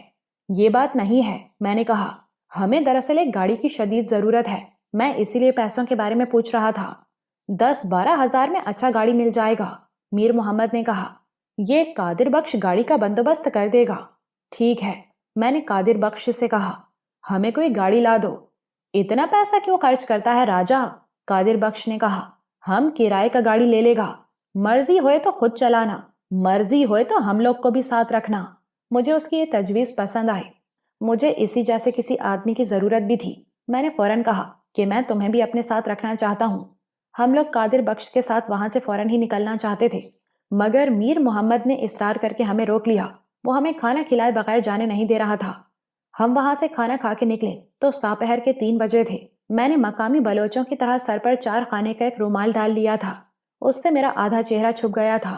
قادر بخش نے مجھے بتایا کہ وہ اس وقت ہمیں بھٹ آئی لینڈ لے جا رہا ہے، وہیں اس کا گھر تھا اور وہ خاصا محفوظ علاقہ تھا. ہم بھٹ آئی لینڈ پہنچ کر سکون سے بیٹھنے بھی نہ پائے تھے کہ نوعمر سا ایک لڑکا ہانپتا ہوا کمرے میں داخل ہوا اور بولا، استاد وہ پولیس! کیا بکواس کرتا ہے اڑے؟ قادر بخش گھبرا کر کھڑا ہو گیا. اڑے کیا پولیس نہیں جانتا کہ یہ میر غلام حسین کا ڈیرا ہے؟ قادر بخش تلخ لہجے میں بولا. پھر مجھ سے مخاطب ہوا، تم فکر نہیں کرو راجا، ہم دیکھتا ہے کہ وہ بدذات لوگ ادھر کیوں آیا ہے. قادر بخش، میں نے ہذیانی انداز میں کہا، کوئی ہتھیار ہو تو مجھے دے دو، میں بالکل نہتا ہوں. ایسے میں اگر تم ادھر آرام سے بیٹھو راجا، اس نے جواب دیا. تم تک پہنچنے کے لیے ان لوگوں کو پہلے ہم کو ختم کرنا پڑے گا. پھر وہ جاتے جاتے بولا، ابھی جب تک ہم نہ آؤں دروازہ نہیں کھولنا. یہ کہہ کر وہ باہر نکل گیا. میں نے آگے بڑھ کر دروازہ بولٹ کر دیا. کلارا کچھ نہ سمجھنے کے باوجود اتنا تو سمجھ ہی گئی تھی کہ کوئی گڑبڑ ضرور ہے. وہ سہمے ہوئے لہجے میں بولی، کیا ہوا خرم، کیا یہاں بھی پولیس پہنچ گئی؟ تمہیں کیسے معلوم ہوا کہ یہاں پولیس آئی ہے؟ میں اس کے سوال پر حیران رہ گیا. وہ لڑکا آیا تھا، اس نے آتے ہی پولیس کا نام لیا تھا اور قادر بخش ایک دم پریشان ہو گیا تھا. اسی سے مجھے اندازہ ہوا کہ پولیس یہاں آئی ہے. کلارا نے جواب دیا، ہاں پولیس آئی تو ہے، مگر گھبراؤ مت، قادر بخش ان لوگوں کو ٹال دے گا. میں نے اسے تسلی دینا چاہی. مگر خرم، کلارا الجھ کر بولی، پولیس یہاں تک پہنچی کیسے؟ ہم نے تو کہیں بھی کوئی سراغ نہیں چھوڑا ہے. پھر یہاں کی پولیس اتنی مستعد بھی نہیں ہے کہ… اس نے جملہ ادھورا چھوڑ دیا. پھر پرخیال لہجے میں بولی، خرم کہیں میر محمد نے تو… نہیں کلارا، میں نے اس کی بات کاٹ دی. یہ بلوچ بات کے دھنی ہوتے ہیں. میر محمد کو اگر یہ سب کچھ کرنا ہوتا تو وہ بہت پہلے کر دیتا. اسے بھلا اتنا انتظار کرنے کی کیا ضرورت تھی؟ پھر اس میں اس کا فائدہ بھی کیا ہے؟ نہیں کلارا، میں یہ بات نہیں مان سکتا۔ مگر خرم، یہ تو سوچو کہ صرف 2 ہی آدمی جانتے ہیں کہ ہم یہاں ہیں، قادر بخش یا میر محمد۔ قادر بخش ہمارے ساتھ ہے، اب میر محمد ہی باقی رہ جاتا ہے۔ اچھا پلیز تھوڑی دیر خاموش رہو اور مجھے سوچنے دو، میں نے کلارا کو جھڑک دیا۔ اس کی باتوں سے میرے ذہن میں بھی شبہات سر اٹھا رہے تھے کہ ممکن ہے میر محمد ہی نے مخبری کر دی ہو، مگر ذہن اس بات کو ماننے پر آمادہ بھی نہیں ہو رہا تھا۔ مجھے کچھ علم نہیں تھا کہ باہر کیا ہو رہا ہے۔ اس کمرے میں 2 کھڑکیاں بھی تھیں، مگر دونوں بند تھیں۔ پہلے میں نے سوچا کہ کوئی کھڑکی کھول کر باہر کا جائزہ لوں، مگر پھر اپنے اس ارادے سے باز رہا کہ مبادہ اس سے کوئی گڑبڑ ہو جائے۔ کلارا بھی خاموشی سے بیٹھ گئی تھی۔ میں جانتا تھا کہ میرے جھڑکنے سے اس کا منہ بن گیا ہے۔ مجھے افسوس بھی ہو رہا تھا کہ میں نے خواہ مخواہ اسے جھڑک دیا۔ کمرے میں موت کی سی خاموشی تھی، باہر سے البتہ کچھ مبہم قسم کی آوازیں آ رہی تھیں۔ میں نے کشیدگی کم کرنے کو کلارا سے کہا، کلارا تم برا مان گئی میری بات کا؟ اس نے شکایتی نظروں سے میری طرف دیکھا، پھر کوئی جواب دیے بغیر سر جھکا لیا۔ کلارا، میں نے اسے پھر مخاطب کیا، دیکھو ہم کیسے غیر یقینی حالات سے 2-4 ہیں۔ کچھ بھروسہ نہیں کہ ابھی پولیس مجھے گرفتار کر لے یا بغیر کچھ پوچھے مجھے گولی مار دے۔ تم ایسے موقع پر بھی منہ پھلائے بیٹھی ہو۔ کلارا تڑپ کر کھڑی ہو گئی۔ خرم پلیز ایسی باتیں مت کرو۔ اس کی آنکھیں ڈبڈبا گئیں۔ تم کیا سمجھتے ہو تمہارے بغیر میں زندہ رہ سکتی ہوں؟ حیرت ہے، میں نے مسکرا کر کہا، تم تو نہ پاکستانی فلمیں دیکھتی ہو نہ انڈین، پھر یہ ڈائیلاگ کہاں سے سیکھے؟ میں ماحول کی کشیدگی کم کرنے کو خواہ مخواہ بکواس کیے جا رہا تھا۔ کلارا جواب میں کچھ کہنے ہی والی تھی کہ دروازے پر ہلکی سی دستک ہوئی۔ میں نے چونک کر ادھر دیکھا، پھر دبے پاؤں دروازے کے پاس جا کر بدلے ہوئے لہجے میں بولا، اڑے کون ہے ڑے؟ میں ہوں قادر بخش۔ باہر سے قادر بخش کی مانوس آواز میرے کانوں سے ٹکرائی تو میں نے سکون کا طویل سانس لیا۔ قادر بخش اندر آیا تو اس کے چہرے پر اطمینان تھا۔ میں نے پوچھا، کیا ہوا قادر بخش، پولیس کیوں آئی تھی؟ قادر بخش نے زندگی سے بھرپور کہکہا لگایا اور بولا، راجا وہ کسی اور کے پیچھے آئی تھی، یہ میر غلام حسین کا ڈیرا ہے، اس لیے پولیس والا اس علاقے میں نہیں آیا بلکہ کافی دور رک گیا تھا۔ اڑے راجا، ان کا ہمت ہی نہیں ہے اس علاقے میں آنے کا۔ وہ لوگ ہم سے پوچھا کہ ادھر کوئی آیا تو نہیں ہے، ہم بولا، اڑے ادھر تو لوگ آتا جاتا رہتا ہے، تم لوگ کو کس کا تلاش ہے؟ وہ بولا، ایک آدمی پولیس سے بچ کے ادھر آیا ہے، اس نے کوئی بینک ڈکیتی کیا ہے، اس کا 2 ساتھی پولیس نے مار دیا، وہ بچ گیا۔ ہم بولا، ادھر کوئی نہیں آیا ہے۔ قادر بخش نے ایک ہی سانس میں پوری تفصیل بتا دی۔ مگر تمہیں اتنی دیر کہاں لگی؟ میں نے پوچھا۔ اڑے راجا ابھی کیا بولے؟ قادر بخش ہنس کر بولا، وہ بدبخت ادھر ہی ہے۔ کون بدبخت؟ میں نے چونک کر پوچھا۔ اڑے اوئی، جس کا پیچھے پولیس ادھر آیا ہے، اس کا پاؤں میں گولی لگا ہے، ہم اس کو سیدو کے حوالے کیا ہے۔ سیدو بہت اچھا مرہم پٹی کرتا ہے۔ پھر وہ کچھ سوچ کر اٹھ کھڑا ہوا۔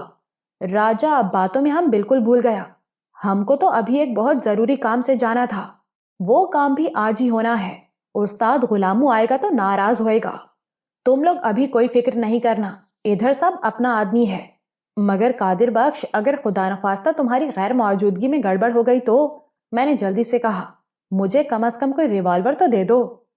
راجا ریوالور بھی مل جائے گا، مگر غلامو استاد کے آنے کے بعد ہم کریم خان کو تم لوگ کے پاس بھیج دیتا ہوں، جب تک ہم واپس آؤں گا وہ ادھر تمہارے پاس رہے گا۔ یہ کہہ کر وہ باہر نکل گیا۔ اس کے جانے کے بعد پہلی مرتبہ میں نے اطمینان سے کمرے کا جائزہ لیا۔ اس کمرے میں بھی فرنیچر کے نام پر کوئی چیز نہیں تھی۔ کمرے میں وال ٹو وال خاصا دبیز قسم کا کارپیٹ تھا۔ ایک دیوار کے ساتھ ڈبل بیڈ والا سپرنگ سیٹ پڑا ہوا تھا اور اس پہ 2-3 گاؤ تکیے رکھے تھے۔ پھر دیوار کے ساتھ ساتھ فوم کی کئی گدیاں رکھی ہوئی تھیں۔ کمرے میں ایک آتش دان بھی تھا، اس پر لائن سے بہت سی ٹرافیاں سجی ہوئی تھیں۔ کمرے کی ایک دیوار پر کسی بلوچ کی خاصی بڑی رنگین تصویر آویزاں تھی۔ میں کمرے کا جائزہ لے ہی رہا تھا کہ دروازے پر ایک مرتبہ پھر دستک ہوئی۔ اس مرتبہ میں نے دروازہ بولٹ نہیں کیا تھا۔ میں نے وہیں سے بیٹھے بیٹھے پوچھا، کون ہے؟ میں ہوں کریم خان۔ باہر سے ایک اجنبی آواز آئی۔ مجھے یاد آ گیا کہ قادر بخش نے بھی کسی کریم خان کا تذکرہ کیا تھا۔ میں نے کہا، دروازہ کھلا ہے، اندر آ جاؤ۔ دوسرے ہی لمحے لمبا تڑنگا اور مضبوط ہاتھ پیروں کا ایک آدمی اندر داخل ہوا۔ اس نے ڈھیلی ڈھالی شلوار قمیض پہن رکھی تھی، رنگت سرخ و سفید تھی اور بالوں کا رنگ براؤن تھا۔ چہرے مہرے سے وہ ملک کے شمالی علاقے کا باشندہ لگتا تھا۔ اس نے میرے ساتھ گرم جوشی سے مصافحہ کیا، پھر جلدی جلدی پشتو میں کچھ بولنے لگا۔ جب میں نے اسے بتایا کہ مجھے پشتو نہیں آتی تو وہ خاصا مایوس ہوا اور بولا، آپ کے چہرے اور رنگ و روپ سے مجھے دھوکا ہوا کہ آپ کا تعلق بھی سرحد سے ہے۔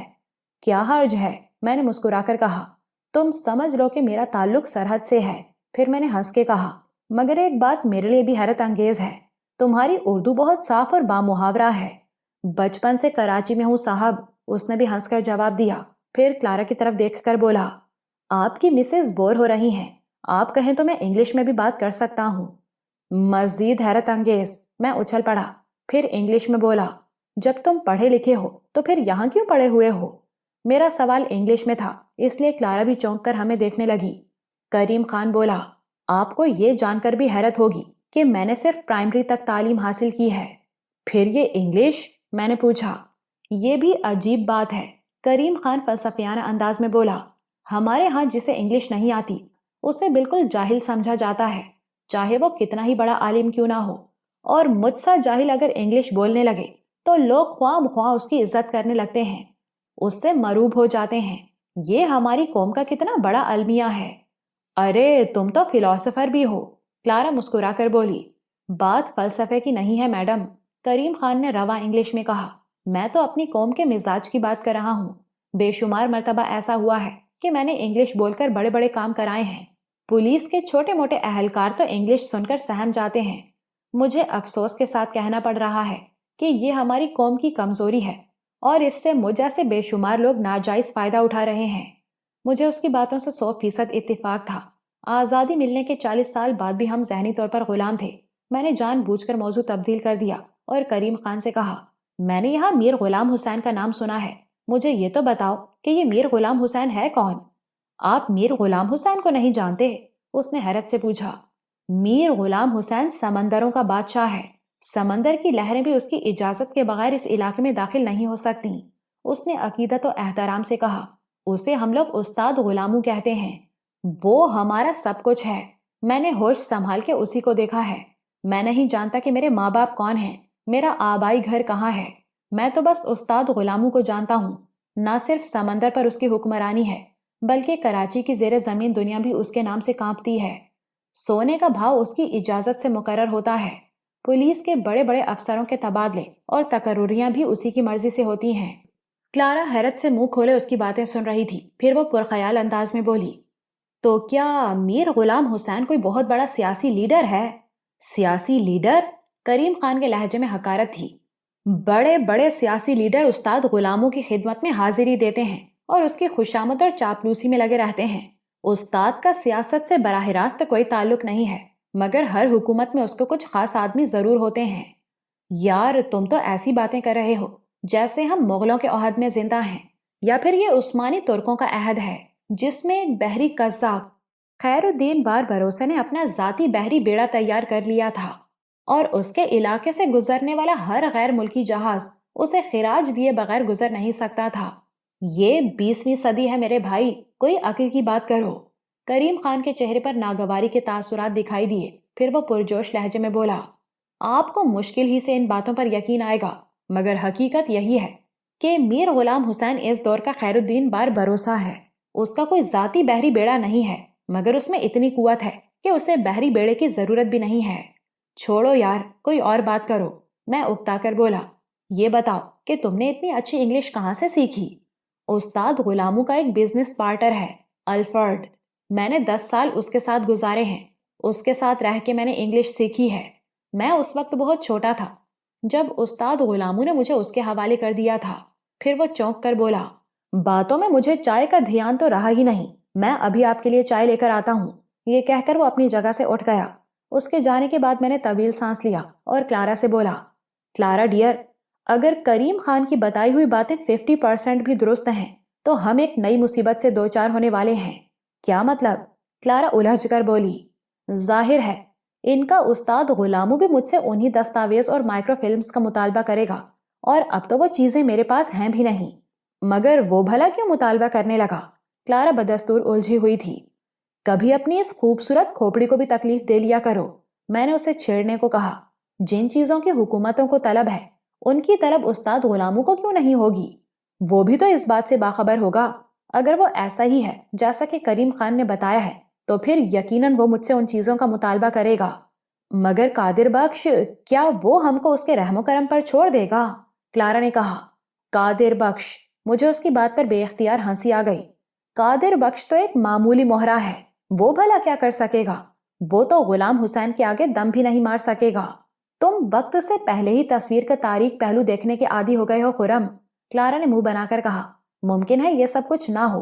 اس کا لہجہ کھوکھلا تھا، صاف ظاہر تھا کہ وہ ان باتوں سے خود کو بہلا رہی ہے۔ خیر، اب پریشان مت ہو، میں نے بے پرواہی کا مظاہرہ کیا۔ جو ہوگا دیکھا جائے گا۔ پہلے تو اپنی باتوں سے دہشت زدہ کرتے ہو، پھر کہتے ہو کہ پریشان مت ہو، کلارا منہ بنا کر بولی۔ وہ مزید کچھ کہتی کہ کریم خان ایک ٹرے میں چائے کے لوازمات لے کر آ گیا۔ ٹرے میں چائے کے علاوہ سموسے، پھل، پیٹیز اور دیگر چیزیں بھی وافر مقدار میں موجود تھیں۔ ہم چائے پی ہی رہے تھے کہ قادر بخش بھی آ گیا۔ اس نے آتے ہی بتایا کہ ابھی تھوڑی دیر پہلے استاد غلاموں سے ٹیلی فون پر میری بات ہوئی ہے۔ وہ آج رات کراچی پہنچ رہا ہے اور آج ہی تم سے ملنے پر آمادہ بھی ہو گیا ہے۔ یار، میں اتنی اہم شخصیت تو نہیں ہوں کہ تمہارا استاد مجھے آج ہی ملاقات کا شرف بخش رہا ہے، میں نے جلدی سے کہا۔ ہو سکے تو مجھے یہاں سے نکالنے کی کوشش کرو، میں بھلا استاد غلاموں سے مل کر کیا کروں گا؟ او راجا، خوش قسمت ہے تم، قادر بخش نے ہنس کر کہا، ورنہ استاد سے ملنا ہر ایک کا مقدر میں نہیں ہوتا۔ بڑا بڑا سیٹھ لوگ اس سے ملنے کے لیے مہینہ مہینہ انتظار کرتا ہے۔ مجھ پر یہاں ایک ایک لمحہ بھاری ہے قادر بخش، میں نے بامشکل اپنی جھلاہٹ پر قابو پایا۔ میرا جگری دوست زندگی اور موت کی کشمکش میں مبتلا ہے اور لاوارثوں کی طرح اسپتال میں پڑا ہے۔ میرا ایک ساتھی نہ جانے کہاں بھٹک رہا ہوگا، میری بہن خدا معلوم کس حال میں ہوگی، اور میری دو ساتھی لڑکیاں کئی دن سے غائب ہیں۔ وہ بیچاریاں زندہ بھی ہیں یا… سب ٹھیک ہو جائے گا راجا، قادر بخش نے اطمینان سے جواب دیا۔ تم ایک دفعہ استاد سے مل لو، پھر دیکھنا وہ تمہارے لیے کیا کرتا ہے۔ اس سے بحث کرنا فضول تھا۔ مجھے یہ بھی خطرہ تھا کہ کہیں میری کسی بات پر وہ مشتعل نہ ہو جائے اور میں وقتی پناہ گاہ سے بھی جاؤں۔ میں نے اس سے پوچھا، استاد کس وقت پہنچ رہا ہے کراچی؟ آج ہی پہنچ جائے گا، ہو سکتا ہے وہ پہنچ بھی گیا ہو۔ تم لوگ رات کا کھانا اس کے ساتھ کھائے گا۔ یار، تم لوگ کا بھی کیا قسمت ہے، استاد غلاموں کے ساتھ کھانا۔ تم نے اسے میرے بارے میں کیا بتایا ہے؟ میں نے پوچھا۔ ہم لوگ نے تو صرف اتنا بتایا تھا کہ تم پولیس سے بچ کر ہمارے پاس پہنچا ہے۔ استاد غلاموں نے باقی بات خود بتایا۔ وہ ملک میں نہیں ہے مگر اسے ہر بات کا خبر رہتا ہے راجا۔ پھر وہ بھی بہت دیر تک استاد غلاموں کے گن گاتا رہا۔ اس کی اس بات نے مجھے فکر مند کر دیا تھا کہ استاد غلاموں مجھے پہلے سے جانتا ہے۔ اسے یقینی طور پر یہ علم بھی ہوگا کہ میرے پاس وہ اہم دستاویزات ہیں۔ باتوں میں 8 بج گئے۔ میں نے قادر بخش سے پوچھا کہ استاد غلاموں کب پہنچے گا یہاں؟ میری بات پر قادر بخش یوں ہنسا جیسے میں نے کوئی بہت احمقانہ بات کہہ دی ہو۔ پھر وہ ہنستے ہوئے بولا، استاد یہاں آئے گا اس کھنڈر میں؟ راجا، تم بھی بچوں والا بات کرتا ہے۔ اڑے یار، ابھی ہم تم لوگ کو لے کر استاد کے بنگلے پر جائے گا، کلفٹن میں اس کا بہت بڑا بنگلہ ہے۔ 9 بجے قادر بخش نے مجھ سے اور کلارا سے چلنے کو کہا۔ باہر کھٹارا سی گاڑی موجود تھی جس میں ہم لی مارکیٹ سے یہاں پہنچے تھے۔ گاڑی میں بٹھا کر قادر بخش نے چمڑے کے چشمے مجھے اور کلارا کو دیے اور خجالت آمیز لہجے میں بولا، کوئی غلط بات مت سوچنا راجا، یہ پٹیاں آنکھوں پر باندھ لو، استاد کا حکم ہے کہ تم لوگ کو آنکھیں بند کر کے یہاں لایا جائے۔ میں نے دل ہی دل میں پیچ و تاب کھاتے ہوئے وہ پٹی لے کر آنکھوں پر باندھ لی۔ اس پٹی کی بناوٹ کچھ ایسی تھی کہ کوشش کے باوجود اس کے گوشے میں سے بھی کچھ دکھائی نہیں دے رہا تھا۔ پھر گاڑی چل پڑی اور تقریباً 1.5 گھنٹے کے بعد مختلف سڑکوں پر دوڑنے کے بعد وہ ایک جگہ رک گئی۔ میں آنکھوں کا کان بھی کانوں سے لے رہا تھا۔ قادر بخش نے مجھے گمراہ کرنے کے لیے جھوٹ بولا تھا۔ نہ جانے اس میں بھی قادر بخش کی کوئی مصلحت تھی یا ایسا کرنے کا اسے حکم ملا تھا۔ اس نے مخصوص انداز میں 3 دفعہ گاڑی کا ہارن بجایا۔ پھر میرے کانوں میں ایسی آواز آئی جیسے بھاری آہنی گیٹ کھولا گیا ہو۔ کار ایک مرتبہ پھر حرکت میں آئی اور تھوڑی دیر چل کر پھر رک گئی۔ اڑے یار، ابھی تم لوگ اپنا آنکھیں کھول لے ہو، اس نے کہا۔ ہم لوگ گاڑی سے اترے تو کتوں کی خوفناک غراہٹوں نے استقبال کیا۔ کتے شاید بندھے ہوئے تھے، ورنہ یوں اور دور سے غرانے کی بجائے ہم پر حملہ آور ہو جاتے۔ میں نے سرسری طور پر اس جگہ کا جائزہ لیا۔ اس وقت ہم کار پورچ میں کھڑے تھے۔ اس سے پہلے پورچ میں سفید رنگ کی چمچماتی ہوئی ایک مرسیڈیز بھی موجود تھی۔ برآمدے میں مضبوط جسموں کے 2 چاقو چوبند افراد کھڑے تھے۔ ان کے شانوں سے 7mm کی رائفلیں جھول رہی تھیں۔ ان کے چہرے انتہائی کرخت تھے اور ان کے انداز سے ہی لگ رہا تھا کہ ان کا ذریعہ معاش شریفانہ نہیں ہے۔ قادر بخش نے جیب میں ہاتھ ڈال کر اپنا ریوالور نکالا اور ان میں سے ایک کی طرف بڑھا دیا۔ دوسرے نے نہایت باریک بینی سے قادر بخش کی جامہ تلاشی لی۔ پھر وہ میری طرف متوجہ ہوا۔ کوئی ہتھیار ہے تو خاموشی سے خود ہی ہمارے حوالے کر دو۔ ایک گارڈ کرخت لہجے میں بولا۔ اس کی دائیں آنکھ انگارے کی طرح سرخ ہو رہی تھی اور آنکھ کے نچلے حصے میں خاصا گہرا نیل پڑا ہوا تھا۔ سرخ آنکھ والے نے مجھے کھا جانے والی نظروں سے دیکھا، پھر بہت تفصیل سے میری جامہ تلاشی لے ڈالی۔ میری جیب میں سوائے رومال اور پرس کے کچھ بھی نہیں تھا۔ تلاشی لینے کے بعد اس نے وہ دونوں چیزیں میرے حوالے کر دیں۔ پھر وہ دونوں کلارا کی طرف متوجہ ہوئے۔ ان دونوں کی آنکھیں کلارا کے حسن بلاخیز سے شاید چندھیا کر رہ گئی تھیں۔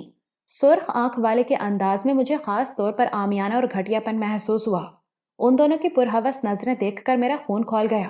جب وہ دونوں تلاشی لینے کلارا کی طرف مڑے تو میں بول اٹھا، ٹھہرو، تم لوگ اس کی تلاشی نہیں لے سکتے، اس کی تلاشی کوئی عورت ہی لے گی۔ وہ دونوں جھٹکے سے رک گئے اور خشمگین نظروں سے مجھے گھورنے لگے۔ قادر بخش جلدی سے بولا، یہ استاد کا گارڈ ہے راجا، تم کچھ خیال مت کرو، یہ استاد کے گارڈ ہوں یا شاگرد کے۔ میں نے براہ راست ان دونوں کو گھورتے ہوئے کہا، مگر کلارا کی تلاشی یہ نہیں لیں گے۔ اڑے تم اتنا ہی غیرت والا ہے تو اس کو ادھر لایا ہی کیوں؟ ان میں سے ایک اکھڑ لہجے میں بولا، مجھے معلوم نہیں تھا کہ یہ تماشا بھی ہوتا ہے۔ پھر میں قادر بخش سے مخاطب ہوا، انہیں بتاؤ کہ کلارا کے پاس کوئی ہتھیار نہیں ہے اور اس کی ذات سے تمہارے استاد غلاموں کو کوئی نقصان نہیں پہنچے گا۔ اڑے اس کا بات چھوڑو، سرخ آنکھوں والا کرخت لہجے میں بولا، ہم اس چھوکری کا تلاشی ضرور لے گا۔ میں قادر بخش کی طرف مڑا، چلو قادر بخش، میں استاد غلاموں سے پھر کبھی مل لوں گا۔ اڑے او 30 مار خان کا اولاد، ایک گارڈ طنزیہ لہجے میں بولا، استاد جس کو ٹائم دیتا ہے اس سے پھر ملتا ضرور ہے، اب وہ بندہ استاد سے زندہ ملے یا مردہ۔ یہ کہہ کر اس نے شانے سے رائفل اتار لی۔ بات مت بڑھاؤ راجا، قادر بخش خوشامدانہ لہجے میں بولا، ابھی مٹی ڈالو۔ اور مٹی تو میں ضرور ڈالوں گا قادر بخش، میں نے تپے ہوئے لہجے میں کہا۔ میری کھوپڑی اس وقت بالکل الٹ ہو گئی تھی۔ پھر میں رائفل والے سے مخاطب ہوا، ان کھلونوں سے تو بچے بھی شیر ہو جاتے ہیں، تو اگر واقعی استاد غلاموں کا گارڈ ہے تو اس کھلونے پر بھروسہ کیوں کر رہا ہے؟ اسے ایک طرف رکھوا دے، پھر دیکھوں تو کتنا بڑا سورما ہے۔ میری بات سن کر شاید اس کی کھوپڑی بھی الٹ گئی۔ اسے ایسی گفتگو کی عادت کب ہوگی؟ اس نے جھٹکے سے رائفل ایک طرف پھینک دی اور بفرے ہوئے سانڈ کی طرح میری طرف بڑھا۔ وہ تن و توش میں مجھ سے دگنا نہیں تو 1.5 گنا ضرور تھا، اور اس بات میں تو شبہ کی گنجائش ہی نہیں تھی کہ وہ لڑنے بھیڑنے کے فن میں طاق تھا۔ ظاہر ہے استاد غلاموں کا جو خاکہ میرے ذہن میں تھا اس کے حساب سے اس کے گارڈ کو بھی ناقابل تسخیر ہونا چاہیے تھا۔ وہ میری طرف بڑھا تو میں پوری طرح ہوشیار تھا۔ قادر بخش اور کلارا مسلسل کچھ بول رہے تھے مگر میں اس وقت پوری طرح گارڈ کی طرف متوجہ تھا، اس لیے میری سمجھ میں ان دونوں کی کوئی بات نہیں آ رہی تھی۔ گارڈ نے اچانک جھپٹا مار کے میرے سر کے بال پکڑنا چاہے مگر میں پوری طرح چوکنا تھا، اس لیے وہ کامیاب نہ ہو سکا۔ میں نے نیچے جھک کر اچانک اس کی بڑھی ہوئی کلائی تھام لی۔ مجھے ایسا لگا جیسے میں نے کسی فولاد کی موٹی راڈ پر ہاتھ ڈال دیا ہو۔ بلا شبہ اس کی کلائی کسی فولادی راڈ کی طرح مضبوط تھی۔ اس نے جھٹکا دے کر اپنی کلائی چھڑانا چاہی مگر وہ وانگیو کا خاص داؤ تھا۔ میں نے اپنے پورے جسم کی قوت اپنی دائیں کلائی میں منتقل کر دی تھی۔ میں نے اس کی کلائی جوڑ کے پاس سے پکڑی تھی۔ ایک لمحے کو اس کی آنکھوں میں مجھے حیرت نظر آئی، پھر فوراً ہی اس نے اپنی اس کلائی کو ڈھیلا چھوڑ دیا۔ شاید اسے بھی اندازہ ہو گیا تھا کہ زور آزمائی کی صورت میں اس کی کلائی کا جوڑ نکل جائے گا۔ میں جانتا تھا کہ وہ ذرا دم لے کر دوبارہ اپنی کلائی آزاد کرانے کی کوشش کرے گا، اس لیے میری پوری توجہ اس کی کلائی پر تھی۔ میرے اندازے کے برعکس اس نے بائیں ہاتھ سے میری گردن پر کھڑی ہتھیلی کا وار کیا۔ یہ میری خوش قسمتی ہی تھی کہ غیر ارادی طور پر ہی تھوڑا سا جھک گیا۔ اس کا وہ وار بھی خالی گیا۔ پھر تو گویا اس پر جنون سوار ہو گیا۔ وہ بھنا کر بولا، اڑے مچھر کا اولاد، تم 2-4 داؤ پیچ سیکھ کر جانو سے مقابلہ کرے گا؟ اڑے تم جیسا چھوکرا لوگ تو ہمارا ایک تھپڑ برداشت نہیں کر سکتا۔ اڑے ہم ابھی تم لوگ کو فنا کر دے گا۔ میں جواب میں کچھ بھی نہیں بولا۔ یہ بھی وانگیو کی ہدایت تھی کہ لڑائی شروع ہونے سے پہلے جتنا بول سکتے ہو بولو، اپنے حریف کو مشتعل کرو، مگر جب ایک دفعہ زور آزمائی شروع ہو جائے تو باتیں کرنے کی بجائے پوری توجہ حریف کی حرکات و سکنات پر رکھو۔ بولتے بولتے اس نے اچانک بالکل غیر متوقع طور پر مجھ پر چھلانگ لگائی تو مجھے یوں محسوس ہوا جیسے آس پاس کی کوئی دیوار آ کر مجھ پر آ گری ہو۔ وہ لمحوں میں مجھ پر چھا گیا۔ اس کا بھاری تن و توش مجھے پیسے دے رہا تھا اور لمحہ بلمحہ میرا سانس اکھڑ رہا تھا۔ اس نے مجھے ہلنے تک کی مہلت نہیں دی۔ اگر استاد غلاموں نے اسے اپنا گارڈ منتخب کیا تھا تو غلط نہیں کیا تھا۔ وہ بے پناہ طاقتور تھا۔ اس کے مقابلے میں ایک تو میں آؤٹ آف پریکٹس تھا، پھر کافی دنوں سے مجھے ایکسرسائز کرنے کا موقع بھی نہیں ملا تھا۔ رہی سہی کسر پولیس کی حراست میں پوری ہو گئی تھی۔ مجھے اپنی موت یقینی نظر آ رہی تھی مگر میں بھی اتنی آسانی سے مرنے کو تیار نہیں تھا۔ جانو نے اپنے ساتھی سے کہا، اڑے ابھی اس چھوکری کا تلاشی لے ہو، یہ اپنی آنکھ سے دیکھے کہ اس کا تلاشی ہوا یا نہیں، اس کے بعد ہم اس کو خلاص کر دے گا۔ جانو، قادر بخش چیخ کر بولا، اڑے تم جانتا ہے یہ استاد کا مہمان ہے، استاد تم لوگوں کو بھی زندہ نہیں چھوڑے گا۔ نہیں چھوڑے، جانو دانت پیس کر بولا۔ میرے دونوں ہاتھ جانو کی آہنی گرفت میں تھے اور اس کا چہرہ مجھ سے اتنا دور تھا کہ میں اس پر ٹکر بھی نہیں مار سکتا تھا۔ میں نے اسے تاؤ دلانے کو کہا، یار ایسے تو تم 1 ہفتہ پڑے رہو گے جب بھی میرا کچھ نہیں بگڑے گا۔ اڑے ہم ان ہاتھوں سے تمہارا گلا دباؤں گا۔ یہ کہہ کر اس نے بھنا کے میرے ہاتھ چھوڑے اور دونوں ہاتھوں سے میرا گلا دبانے لگا۔ یہی اس کی سب سے بڑی بھول تھی۔ ہاتھ آزاد ہوتے ہی میں نے پوری قوت سے اس کی کنپٹی پر وار کیا۔ اس کی گرفت اچانک کمزور پڑ گئی۔ میں نے اسی قوت سے دوسرا وار کیا اور پوری طاقت سے اسے اچھال دیا۔ وہ دھپ کی آواز کے ساتھ دوسری طرف گرا۔ میں نے اٹھ کے اس کی کھوپڑی پر بھرپور ٹھوکر ماری۔ اس کے باوجود وہ ہوش میں تھا۔ دوسری ٹھوکر میں نے اس کے پہلو میں ماری، پھر جھک کے اس کی کھوپڑی پر اتنا زوردار گھونسا مارا کہ اس کی گردن ایک طرف ڈھلک گئی۔ دوسرا گارڈ حیرت اور خوف سے مجھے دیکھ رہا تھا۔ اس نے رائفل سیدھی کرنے کی کوشش کی، مگر اب میں اسے بھی رعایت دینے کے حق میں نہیں تھا۔ میں نے وہیں سے ایک زکند لگائی اور اس کے سینے پر اتنی بھرپور کک ماری کہ میرے کانوں میں سوکھی لکڑی چٹکنے کی سی آواز آئی۔ دوسرا گارڈ کھڑے کھڑے آگے پیچھے جھوما، پھر کٹے ہوئے درخت کی طرح فرش پر آ رہا۔ وہ دونوں زندگی کی قید سے نجات پا چکے تھے۔ اچانک بھاگتے ہوئے قدموں کی آوازیں سنائی دیں اور کئی آدمی رائفلیں تانے میرے سامنے آ گئے۔ میں نے تھکے تھکے انداز میں ان لوگوں کی طرف دیکھا اور بے بسی سے ہاتھ اٹھا دیے۔ رائفل برداروں میں سے ایک آگے بڑھ کر ان دونوں گارڈز کا جائزہ لینے لگا جو میرے ہاتھوں مارے گئے تھے۔ یہ استاد غلاموں کا مہمان ہے۔ قادر بخش کے لہجے میں دہشت تھی۔ فکر مت کرو، ہم اسی استاد غلاموں ہی کے پاس لے جائیں گے، لاشوں کا جائزہ لینے والے نے کہا۔